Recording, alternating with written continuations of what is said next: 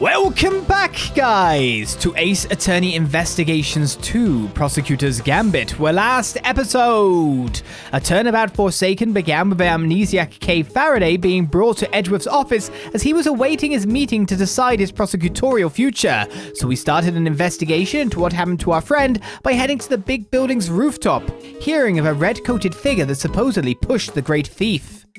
We were then interrupted by news of a body found within the building, heading to the committee chambers that are coincidentally located within, as we now investigate this new crime scene. This new, absolutely crazy crime scene. Oh my goodness, well, are you saying the goddess of justice was the murder place? Oh, there's a lot of blood I didn't even notice back there. Right, well, let's work our way over to it. Investigation mode has begun. If things had gone as they were meant to, I'd be standing at this podium right now. Yeah, guess so, huh? I'm glad they even got delayed, but I wish it wasn't because someone died. Although it would have been that much harder to investigate had my badge had been taken away. Would have been hard. The best thing I can do right now for all parties involved is to get to the truth behind this incident. I'm imagining you'll get kicked out ASAP. Officer, tell me about the security arrangements for this room. Yes, sir. Need a special keycard enter, sir. Interesting. So not just anybody can enter. In which case, the person who discovered the body would have been... Yes, sir. A member of the committee. They found it when they arrived for today's hearing. The hearing? My hearing. Which would be underway right now if it wasn't for this. What do you have to say about matters, Gumshoe? Yes, sir. Oh, lots. Notice anything? Can't believe a murder just dropped into our laps like this. It really came out of nowhere. I've got to admit, I'm not much good with surprises, but mine just goes kind of blank, you know? So if you're asking what I've noticed so far, the answer's diddly squat.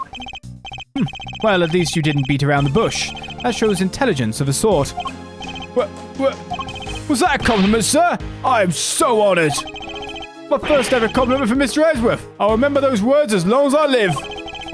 Thanks for making it awkward to burst your bubble now, Detective. The Bigg Building. Who knew the committee was right below the viewing platform? Saved ourselves a walk though, huh, Mr. Edgeworth? Oh, I was checking out the pamphlet again and spotted a blurb about the committee. It's in this side column. Bigg Building? Yes. Bigg Building, Little Burns. Let's see here. On the 50th floor is the trial chamber of the Committee For Prosecutorial Excellence. It's where puffed up prosecutors are called to get the deflating in their lives, and a souvenir X-title. So going up to see faces so sad they make beach blobfish look happy. I don't have a face sadder than a beach blobfish. No, that was the column. I was just reading what it says, sir. So we've got a living K over here and a not so living one over there. Why are they both called K? Can't just be a coincidence, right? No, but we'll need to examine the body if we're to find out more. How are we supposed to do that when Madame Pom-Pom won't let us near it? She's simply doing her job, Detective. We need to patiently wait our turn. Fine. In the meantime, maybe I could share a little theory of mine. Hope you don't mind. See, I keep hearing about this cloning stuff they can do nowadays. What if somebody made a copy of K? That would explain this whole mess, right? Let's take a look around the room while the coroner finishes up her examination of the body. I've never been ignored so hard in my life. I feel bad for you. Though, I guess ignoring is really the right thing to do. Don't entertain it. Yes, can I help you with something? Yes, I'm going to ask you, the amnesiac, if you notice anything. You might do. This is quite the room. The big wooden boxes full of books. The big person carved out of stone. The sparkly window. It seems you've even forgotten the names of some everyday objects. Let me try to jog your memory, Kay. Repeat after me. Bookshelves. Books elves? Stained glass. Stolen glassware. Law books. Law breaker? Goddess statue. Got this snatch too? Is it just me or are all of the mistakes pointing in a certain direction? They are. You were loudly claiming to be my assistant just the other day, Kay. Do you really not remember anything? Does nothing about me come to mind at all? Oh, maybe I do remember one thing. I remember being on the viewing platform up on the roof. Yes. And you were pointing your finger at me. Go on. And asking me questions with a scary look on your face. That was only a few minutes ago. Wow, poor kid. Literally her only memories of you trying to catch her in a contradiction, sir. I'd be scared too. Might have even just given up right then and there. Yeah, that'd be the end of me for sure. If you think that's scary, detective, just you wait. Dick Gumshoe. You must remember Detective Gumshoe, Kay. You and he were very close. Yeah, don't I remind you of anything? Remind me of, Wait, I do remember something. I remember Mr. Edgeworth scolding you. Not just once, hundreds of times. That's no memory, kid. That's just the joy of our day-to-day life together. Isn't that right, Mr. Edgeworth? Joy, is it? I must not be doing a good enough of a job reprimanding you then. I'll just have to try harder next time. At the moment, Gumshoe's just going to take critical damage at some point. Can't be easy reading books that size, or lifting them for that matter. And the committee only just moved. It must have been quite the undertaking. All the stuff around is kind of my forte. They should have given me a call. Well, if we run into the chairman, I'll be sure to ask if there's more heavy lifting to be done. I was joking, sir. I can't be carrying stuff up 50 flights of stairs. I have a real job to do. I was joking too, detective. But why were you planning on taking the stairs? Stained glass is really interesting.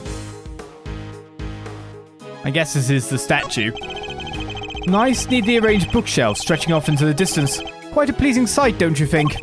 Sure is. There's not a speck of dust on any of them. Reminds me of my special method for cleaning your office, sir. Sweep and vacuum, then wipe it all down twice. Then on goes the floor wax, and then... If only you approached your actual job with the same level of rigor. If only you let him do his actual job instead of cleaning your office. You might get good at it. It's a statue of the goddess of justice. I'm just standing in it. You should know your stuff, sir. So, does she dole out blessings or what? She's not that kind of goddess, detective. She's a symbol of the sanctity of law. The scales represent justice, the sword retribution, and the blindfold shows her impartiality. I must scour the scene and inspect anything that catches my attention. Oh, I don't know. I don't really see anything at all. Oh, it's a statue here. Whoa, this is one big statue. What's it even for? The goddess of justice stands in judgment over the committee's proceedings against corrupt prosecutors. And if I'm not very much mistaken, it's a Paul Helic original. Oh, really? You mean the victim from the IS-7 incident, sir? Mr. I. Frost? No matter how murky his name or morals were, there was no denying his skill. This is a genuine work of art. I heard someplace that a lot of good artists are either geniuses or eccentrics. Which do you think he was? I don't know about Helic, but Larry is definitely an eccentric. He's pretty good too. There's a pool of blood here at the foot of the statue. Judging by the amount and how it has spread, I say this is where the victim was killed. But the body's on that table behind us, sir. How come? Looks kind of symbolic. I can only surmise the killer must have moved it for some reason after committing the murder. Sorry to intrude. Hey, I haven't finished talking to people yet. Huh. Who are... Huh? What's that, Grandma? I'd know that voice anywhere. That's Von Karma's little girl. Oh, so you two know each other. It has been too long, Grandma Hertz. And you as well, Miles Edgeworth. What's she doing here? Franziska von Karma. She is the daughter of Manfred von Karma and a prosecutor like myself. These days, she's mainly been working with Interpol, though I thought she was supposed to be abroad. Don't look so surprised. Where my investigations lead, I follow, no matter where in the world that might be. Which means that there must be some kind of international angle to this case, yes? You know full well that I've been pursuing a certain smuggling ring. and that I won't rest until it has been destroyed and its ill-gotten goods recovered. So the smuggling ring is involved then. That information is to be shared on a need-to-know basis, and you don't need to know. I see she means to be as helpful as ever. Miss Von Karma, was it? Grandma wants to tell you something. I'm about done here. Scene's all yours. In that case, we'd like to examine the body ourselves too, if you wouldn't mind. I mind plenty. I remember where I heard about you now, you danged varmint. Don't need no soon-to-be ex-prosecutor messing the place up. Go on, get! Just remember it's not me saying this stuff, okay? But please, Granny, it's important. Who are you calling a granny, little missy? I'm sorry, I didn't mean to offend you. This is going nowhere. I didn't want to have to do this, but... Francisca, I need you to add us to this investigation. We have to see that body up close, or we'll never learn the truth about what happened to Kay.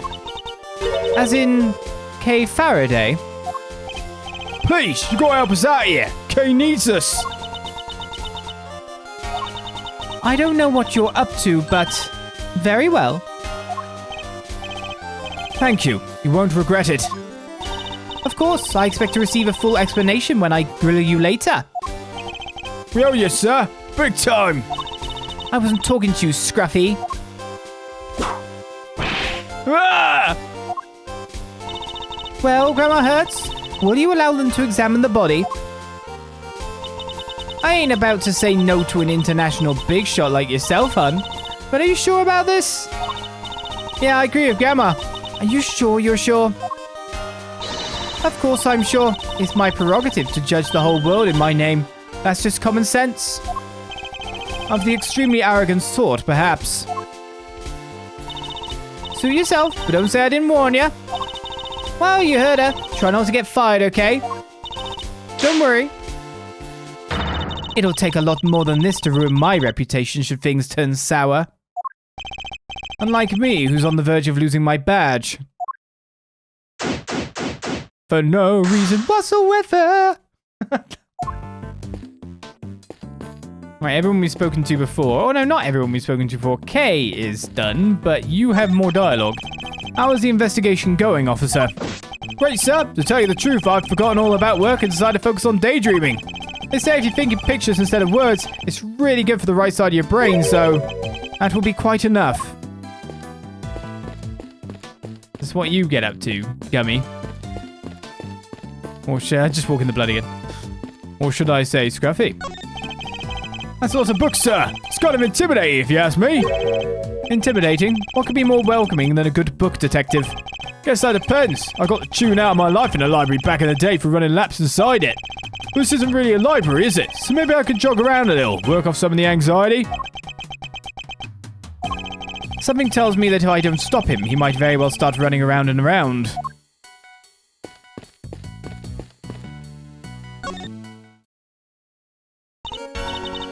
Yes, what is it? I wish to speak with you. Do you notice anything?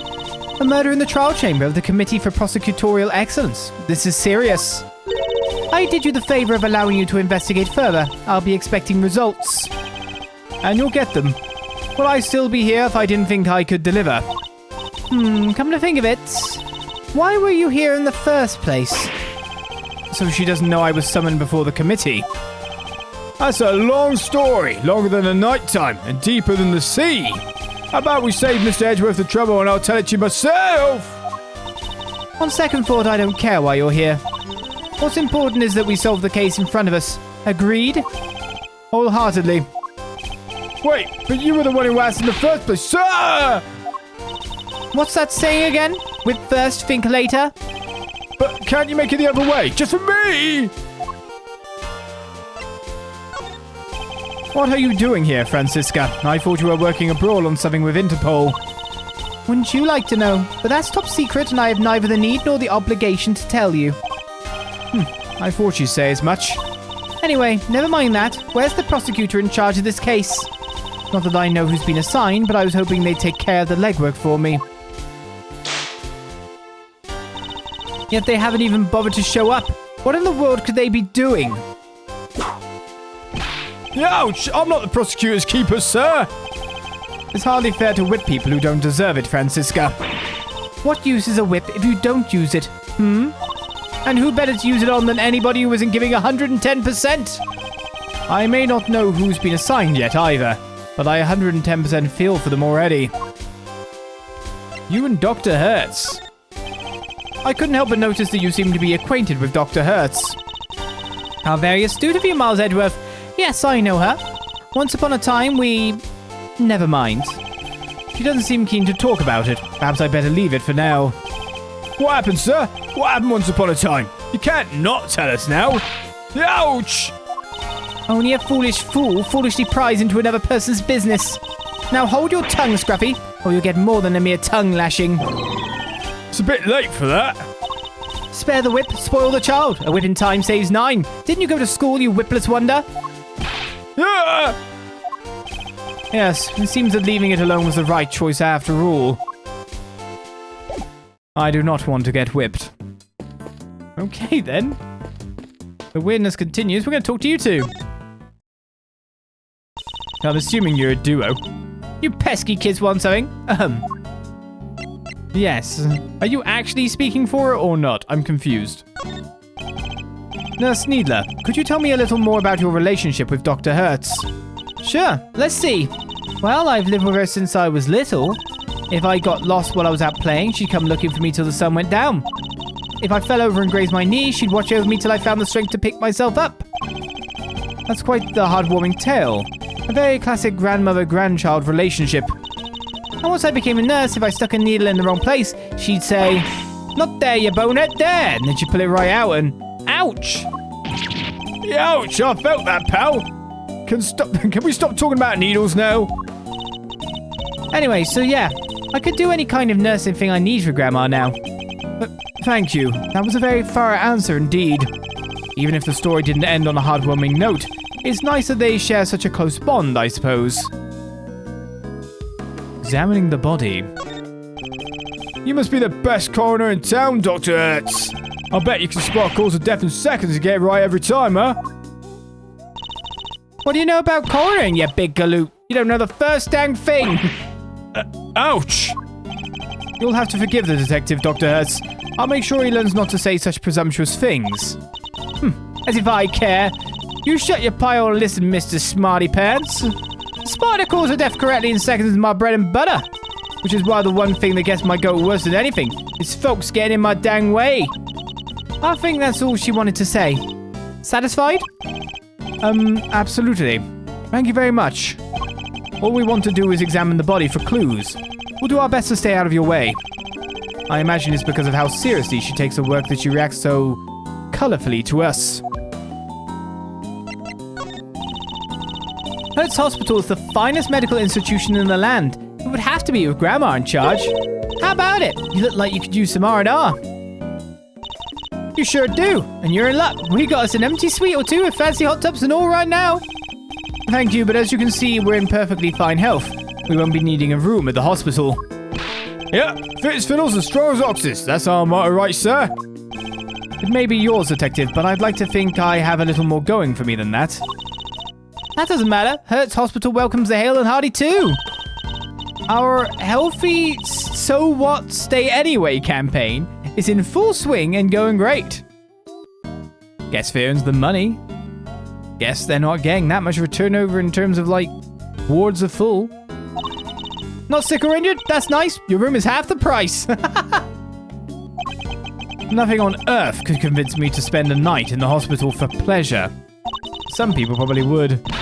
This is a one-time offer, you know, so how about it? Come stay at the happiest hospital in town. A hot tub does sound pretty good. And half price. This might be too good to miss. Seriously, detective. Well, that's all we got to speak to you about for now. Just wondering if we examined the body or this on the ground. One and the same, I bet. An enormous semicircular desk with seating for 11. It always reminds me of a certain legend. I know the one, sir. The Knights of the, Brown Table, right? It may have been brown. Whoops, guess that wasn't it. The Newts of the Brown Table. The Knives of the Brown Stable. Further and further from the mark, but I'll refrain from rubbing his nose in it for now. I examined the table and not the body somehow. Good job. Well, one thing's for certain. Promises K. Bloody hand, gloves that weren't worn, the stab marks, obviously a head wound. We got the corsage, and we've got is that a tattoo or burn mark on the hand? Plus a key card. Very fancy dress. Let's examine this further. Well, one thing's for certain. This isn't Kay. She doesn't even look like her. I think we knew that already, Detective. Our Kay's standing right over there, after all. The victim looks to be in her 30s. She's wearing a white suit. Could be she worked in one of the offices here in the building. Perhaps, but for now she remains unidentified. The question is, why did the police seem to think her name was Kay? I must scour the scene and inspect anything that catches my attention. Like 50 bajillion things!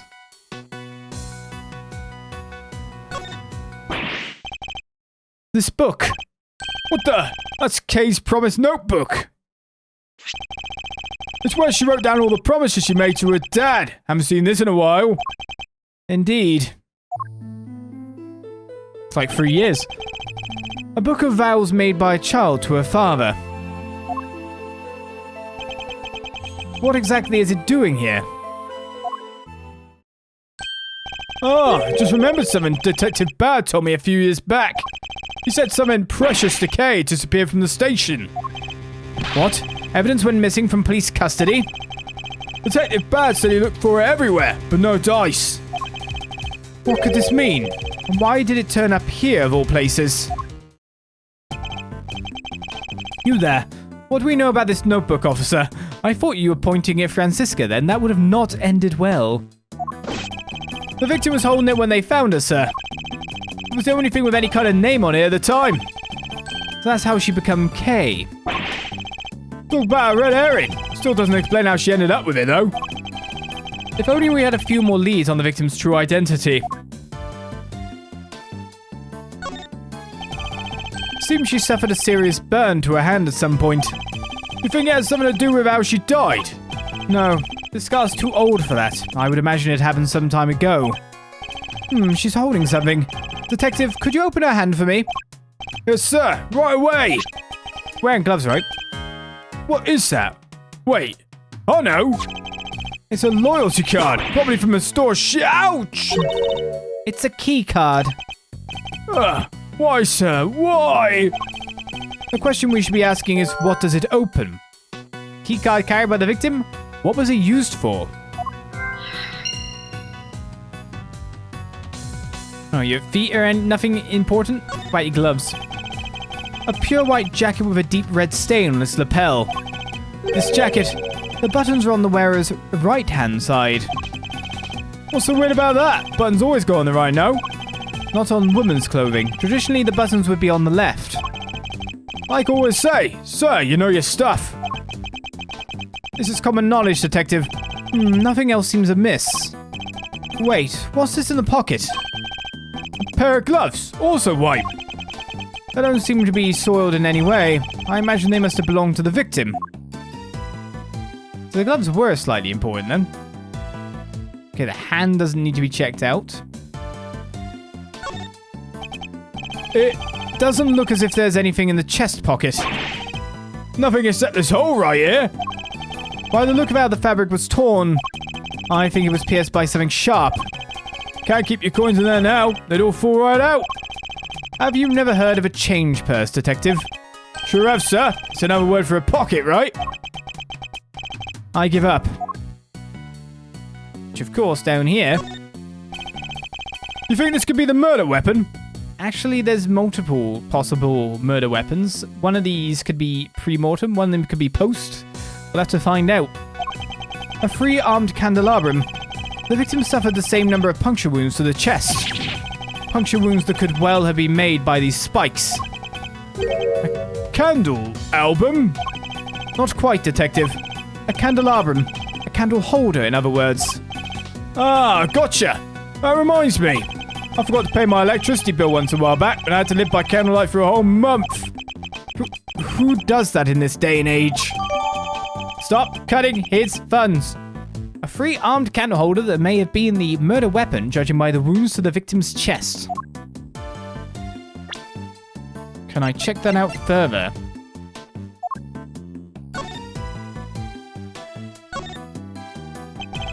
The prongs of each arm are covered in blood. The spacing matches that of the wounds in the victim's chest. But is this really the murder weapon? Well, it looks to me like I would consider this to be more post-mortem. The blood is very neatly on the prongs, and no spurting from stab wounds seem to land where wax would be dribbling into. The base is a very unique shape. If it were removed from a dusty shelf or something, it would be immediately obvious what had been standing there. So I must remember this, because that's probably something's been removed from one of these points. Alright, let's continue investigating. The victim's hair is caked with blood. Looks like she was hit with some in her. Unfortunately, it's too early to say for certain. Perhaps an answer will turn up as we investigate further. There's something pinned to the jacket here. A piece of magenta fabric. Whatever it was, it looks like it was torn off pretty roughly. Uh-oh. Uh-oh. I can deduce now. Could this be related to the evidence somehow? Eureka! Judging by its appearance, I'd say that the flower Kay was carrying originally belonged to the victim. Yeah, now that you mention it, it does look like it's made out of the same fabric. Indeed. Let's make a closer comparison. The torn edges match up exactly. You got one heck of an eye, sir.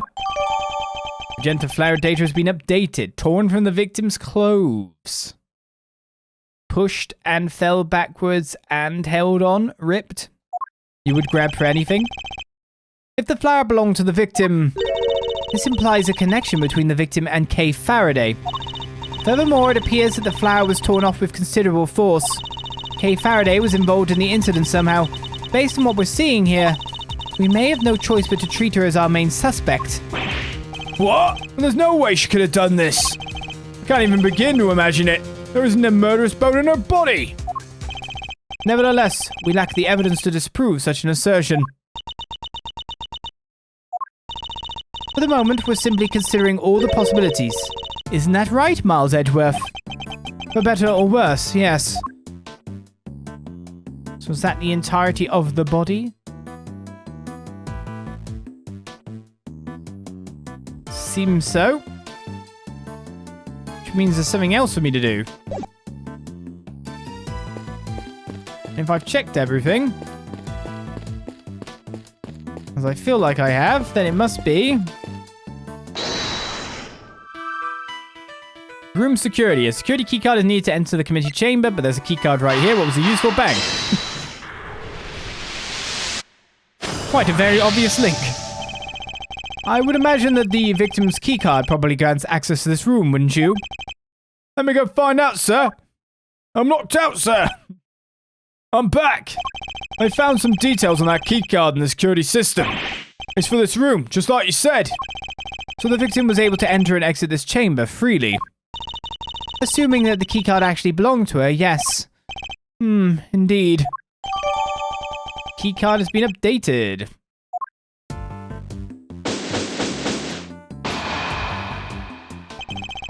It seems we're no closer to discovering the identity of our victim.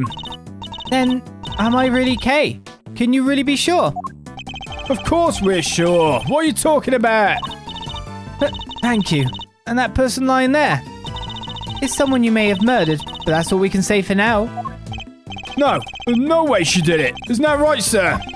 Indeed, I don't believe the Kay we know could have done something like this. You're becoming a real softie, Miles Edgeworth. Oh, look who it is again! I know that voice.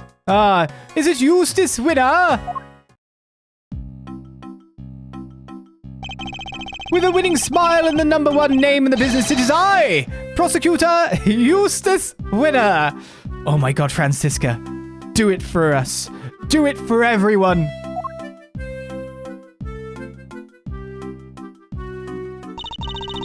Please forgive the intrusion. Step away from that body, Edgeworth. I didn't call for you, and I don't need you. This case is mine, is what the victim would have wanted.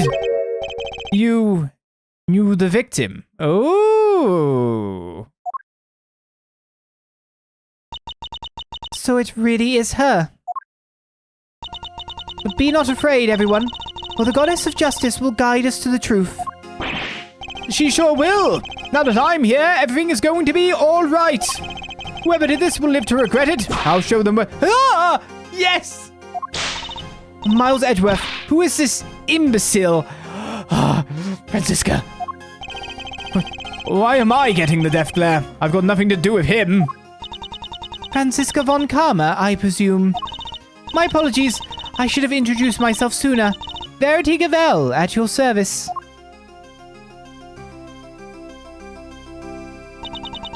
And the deceased in this case is...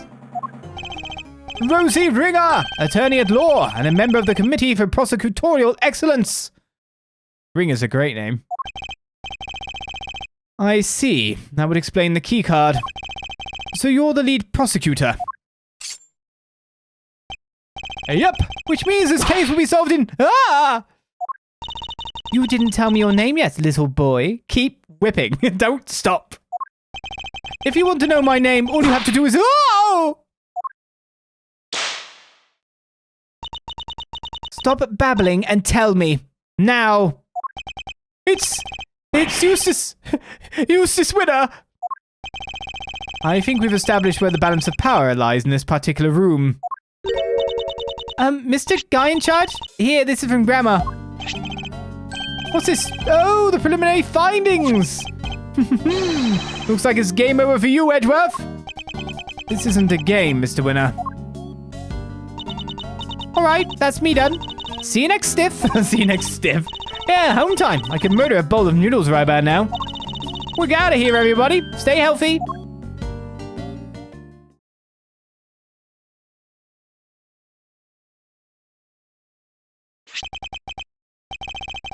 Let's see. So the wound on her head is from when she fell over after she died.